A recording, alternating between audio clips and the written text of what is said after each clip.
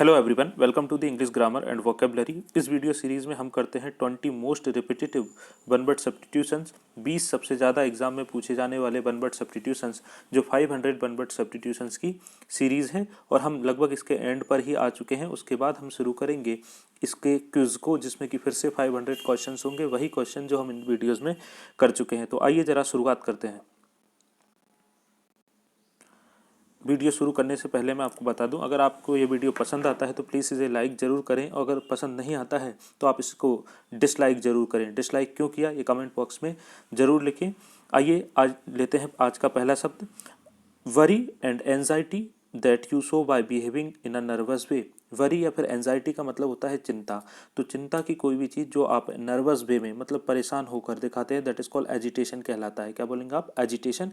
Agitation का मतलब होता है आंदोलन। इसका क्या मतलब है? मान लीजिए किसी ऑर्गेनाइजेशन में कुछ लोग काम करते हैं और वो उस ऑर्गेनाइजेशन की पॉलिसीज से खुश नहीं है, तो वो क्या करेंगे? एक प्रकार का विद्रोह करेंगे। वो जो आपके मेंटल स्टेट, जो एंजाइटी होती है, फिर आप उसको जो अपने इमोशंस से बाहर निकालते हैं, उसी चीज़ को एजिटेशन बोलते हैं। एजिटेशन का मतलब क्या होता है? आंदोलन करना। आइए आगे बढ़ते हैं। The application of soil and plants science to land management and crop production. The application of soil, soil का मतलब होता है मिट्टी, and plant science to land management, land का मतलब होता है भूमि, एंड क्रॉप प्रोडक्शन का मतलब होता है फसलों का उत्पादन। कहने का ओवरऑल मतलब ये है कि फसलों का, लैंड का अध्ययन करना क्या कहलाता है? That is called agronomy. क्या बोलेंगे आप? एग्रोनॉमी। एग्रोनॉमी का मतलब होता है कृषि विज्ञान। कैसे याद रखेंगे? देखिए, एग्रो जो वर्ड है वो रूट वर्ड है कृषि के लिए, जैसे कि एग्रीकल्चर। तो एग्रीकल्चर भी कृषि करने को, साइंस को बोलते हैं। एग्रोनॉमी क्या होता है? जिसमें हम प्लांट्स का, सॉइल का और लैंड मैनेजमेंट का अध्ययन करते हैं। कृषि विज्ञान एग्रोनॉमी कहलाता है। एग्रीकल्चर से इसको याद रखेंगे। अगला शब्द, the use of the same letter sound at the beginning of words that are close together. The use of same letter, इसका क्या मतलब है? कि जब आप पंक्तियों में, जैसे पहला अक्षर ये जिससे शुरू हुआ है, दूसरा भी उसी से शुरू हो, तो use of same letter from the beginning of word, that is called alliteration. काफ़ी एग्जाम में ये शब्द पूछा जाता है, एलिट्रेशन कई बार पूछा जाता है। एलिट्रेशन का मतलब क्या होता है? अनुप्रास, जिसको आप हिंदी में अनुप्रास अलंकार कहते हैं, जिसमें शब्द ब शब्द, एक के बाद एक, उसी शब्द से दूसरे शब्द की स्टार्टिंग होती है। आइए आगे बढ़ते हैं। A book is published every year, एक ऐसी किताब जो हर साल पब्लिश की जाती है, giving information of that year about a particular subject और एक्टिविटी। ऐसी किताब जो हर साल पब्लिश की जाती है और उस ईयर के बारे में, उस साल के बारे में इन्फॉर्मेशन देती है, सारी इन्फॉर्मेशन देती हो, दैट इज कॉल्ड एलमेनाक। क्या बोलेंगे आप? एलमेनाक। एलमेनाक का मतलब होता है पंचांग या फिर कैलेंडर, जिसको आप बोलते हैं। आगे बढ़ते हैं। काफ़ी इंपॉर्टेंट शब्द हमारे सामने, हैविंग कंप्लीट पावर, या फिर पूछ सकते हैं one who possesses all power. ऐसी वस्तु या ऐसा व्यक्ति जिसके पास कंप्लीट पावर होती है, उसको क्या बोलेंगे आप? That is called all mighty. All mighty का मतलब होता है सर्वशक्तिमान। ये भगवान के लिए यूज़ किया जाने वाला शब्द है। अगर ऑप्शन में ऑल माइटी नहीं होगा तो आप जाएंगे ओमनी पोटेंट की तरफ। ओमनी पोटेंट का मतलब भी होता है having all powers.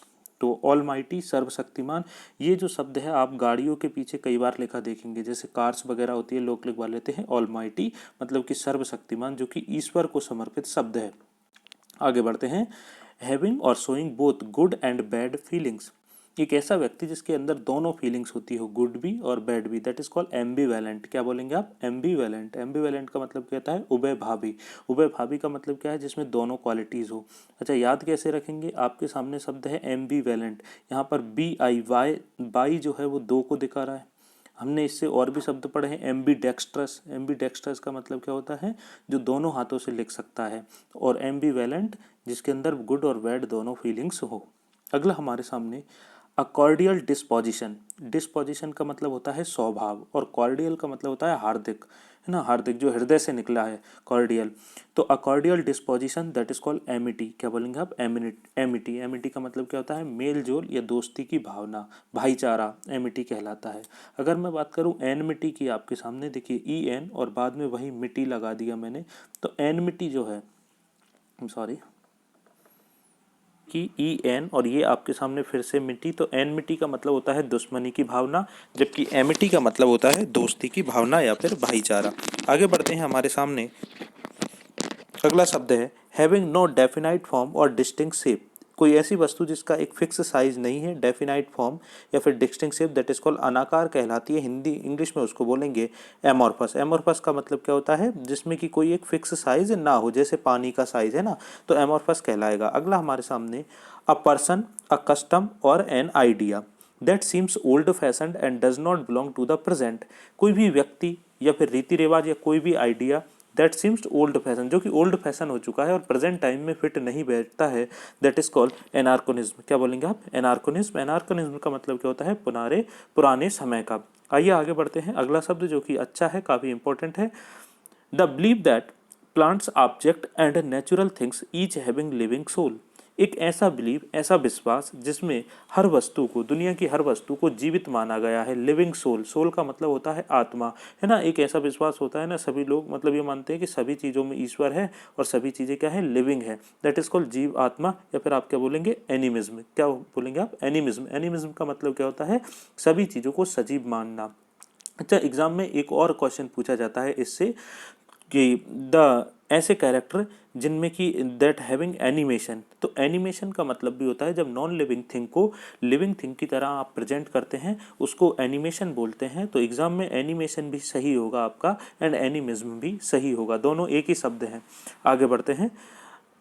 The date on which an event happened in some previous year. एक ऐसी डेट जिसमें कि मान लीजिए कोई भी डेट है जिसमें जिस पर कोई काम हुआ है और वो उसको हम फिर आगे भी सेलिब्रेट करते हैं, उसको हम क्या बोलते हैं, सालगिरह या फिर एनिवर्सरी बोलते हैं। क्या बोलते हैं आप, सालगिरह या फिर anniversary. The date on which an event happened in some previous years, मतलब कि पास्ट में उस डेट पर कोई काम, कोई घटना हो गई है और आप उसको हर साल फिर सेलिब्रेट करते हैं, जैसे कि लोग मैरिज एनिवर्सरी सेलिब्रेट करते हैं, तो उसको बोलते हैं एनिवर्सरी। अगला, a collection of poem, stories etc that have been written by different people and published together in a book, a collection of poem। इतना पूछ सकता है एग्जाम में, अ कलेक्शन ऑफ पोयम, या फिर डिफरेंट डिफरेंट पोयम जो different people के द्वारा लिखी गई है, उन्हें किसी एक किताब में लिखना, दैट इज कॉल्ड एंथोलॉजी कहलाता है। क्या बोलेंगे आप, एंथोलॉजी। एंथोलॉजी का मतलब होता है कविताओं का संग्रह, गद्य या पद्य रूप में कविताओं का संग्रह बोलते हैं एंथोलॉजी। याद रखेंगे, एंथो है ये, एंथ्रो नहीं है। जैसे ही एंथ्रो हो जाता है कोई भी शब्द एंथ्रो, तो एंथ्रो जो है वो मानव जाति से रिलेटेड हो जाता है, आर आ जाता है यहाँ पर। यह है एंथोलॉजी, कविताओं का संग्रह। अगला हमारे सामने, resembling a human being in form. Resemble का मतलब क्या होता है, रिसेंबल का मतलब समझिए, रिसेंबल का मतलब होता है उसी के जैसा दिखना। तो resemble a human being in form मतलब कि मानव जैसे दिखना, दैट इज कॉल्ड एंथ्रोपॉड। क्या बोलेंगे आप, एंथ्रोपॉड। अभी मैंने आपको बताया था एंथ्रो जो शब्द है वो मानव के लिए है, तो एंथ्रोपॉड क्या होगा, मानव के जैसा। आगे बढ़ते हैं। अगर ये लिखा होता आपके सामने रिसेंबल टू डॉग, मतलब कि कुत्ते के आकार का, कैनाइन कहलाता है ना। रिसेंबल टू काउ, बोवाइन कहलाता है, ये हम पहले पढ़ चुके हैं। तो रिसेंबल मतलब उसी के जैसा दिखना, किसके जैसा, यहाँ लिखा है ह्यूमन बीइंग, तो आंसर हो जाएगा एंथ्रोपॉड। आगे बढ़ते हैं। A person who studies about the human race, एक ऐसा आदमी जो मानव जाति के बारे में अध्ययन करता है। इट्स ओरिजिन, ये कहाँ से उत्पन्न हुई है। डेवलपमेंट, कस्टम्स एंड बिलीव, इसका मतलब क्या है, मानव जाति के का अध्ययन करने वाला क्या कहलाता है, दैट इज कॉल्ड एंथ्रोपोलॉजिस्ट। क्या बोलेंगे आप, एंथ्रोपोलॉजिस्ट, मानव विज्ञानी। एंथ्रो का मतलब हुआ मानव, ये रहा आपके सामने रूट वर्ड, एंड पोलॉजिस्ट, बड़ी ही आसानी से आप इसको याद कर लेंगे, एंथ्रोपोलॉजिस्ट, मानव विज्ञानी। अगला, वर्ड्स ऑफ अपोजिट मीनिंग, ऐसे शब्द जो अपोजिट मीनिंग रखते हैं क्या कहलाते हैं, दैट इज कॉल्ड एंटोनीम कहलाते हैं। क्या बोलेंगे आप, एंटोनीम। अगर होता वर्ड ऑफ सेम मीनिंग तो आप क्या बोलते हैं, synonym.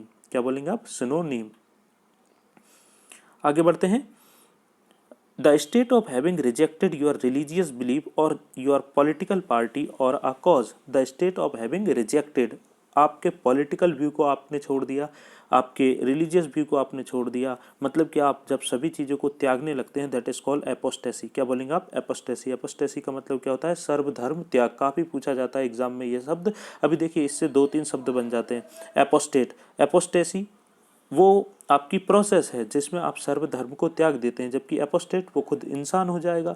One who abandons long held religious और political conviction, that is called apostate कहलाएगा। मतलब एपोस्टेसी एक नाउन है, जबकि एपोस्टेसी जो है वो एक एडवर्ब है, वो प्रोसेस है, दोनों एक ही चीज़ है। आगे बढ़ते हैं। A person who strongly believe in a policy और an idea and try to make other people believe in it. एक ऐसा आदमी जो किसी पॉलिसी को बहुत स्ट्रांगली बिलीव करता है और दूसरे लोगों से भी यही बोलता है कि आप लोग भी इस चीज़ को फॉलो करो, ऐसे लोग को क्या बोलते हैं? प्रचारक बोलते हैं, है ना। अपनी बात को मनवाता है जो लोगों से, तो उसको आप इंग्लिश में क्या बोलेंगे? That is called apostle. क्या बोलेंगे? एपोस्टल, है ना। एपोस्टल का मतलब क्या होता है? प्रचारक, जो अपनी बात दूसरों को मनवाता है। जल्दी से यार, अगर आपको पसंद आता है तो इस वीडियो को शेयर कर दीजिए। एक इंसान कम से कम 2 लोगों को इसको शेयर करेगा, ज़्यादा से ज़्यादा व्यूज़ होंगे, तभी मैं मोटिवेशन के साथ वीडियो को बना पाऊँगा। और अगर आपको ये वीडियो पसंद आया तो जल्दी पीछे जाकर इसको लाइक कर दीजिए। आगे बढ़ते हैं। A judgement of the value, performance, nature of somebody या समथिंग। अ जजमेंट, जजमेंट का मतलब क्या होता है? अपना मूल्यांकन देना, जज करना किसी चीज़ को। ऑफ द वैल्यू, किसी वैल्यू का, परफॉर्मेंस का, नेचर का, दैट इज कॉल्ड अप्राइजल। क्या बोलेंगे आप? अप्राइजल। अप्राइजल का मतलब क्या होता है? मूल्यांकन। अच्छा, मैं आपको बता दूं, अप्राइजल का मतलब होता है अच्छे, मतलब कि पॉजिटिव मूल्यांकन। कोई वस्तु है या कोई भी मैटर है और आप उसको उसकी वैल्यू देते हैं कि नहीं, ये जो चीज़ है वो हाई वैल्यू की है, उसको बोलते हैं अप्राइजल। मतलब कि दूसरी चीज़ों से उसको अलग निकाल कर उसको अच्छा बताना, दैट इज कॉल्ड अप्राइजल कहलाता है। जजमेंट ऑफ द वैल्यूज़, देखिए लिखा हुआ judgement of the values, performance और नेचर ऑफ समबडी या समथिंग। किसी वस्तु या किसी इंसान की किस चीज़ के बारे में जजमेंट देना, उसकी वैल्यूज़ के बारे में, उसके परफॉर्मेंस के बारे में, उसके नेचर के बारे में अप्रेजल कहलाता है। अगला हमारे सामने है अप्रूवल। अप्रूवल, ये अप्रूवल को क्या बोलते हैं? That is called approbation. दोनों एक ही चीज़ है, सिनोनिम है, अप्रूवल या फिर एप्रोवेशन। तो ये थे आज के आपके वन वर्ड सब्स्टिट्यूशंस, जो कि काफ़ी इंपॉर्टेंट है एग्जाम पॉइंट ऑफ व्यू से। आज अब हमारे पास बच जाते हैं सिर्फ 50 most repetitive one word substitutions, जो कि ब्लैक बुक ऑफ इंग्लिश से लिए गए हैं। इसका मतलब सिर्फ 2 लेक्चर हमारे पास बचे हैं। उम्मीद करता हूँ आप जाकर सभी को रिवाइज करेंगे। उसके बाद जो सीरीज़ आने वाली है क्विज़ की, उसको आप बड़ी आसानी से सॉल्व कर पाएंगे। Thank you so much. मिलते हैं नेक्स्ट लेक्चर में इसी उत्साह उमंग के साथ। लाइक एंड शेयर करना ना भूलें।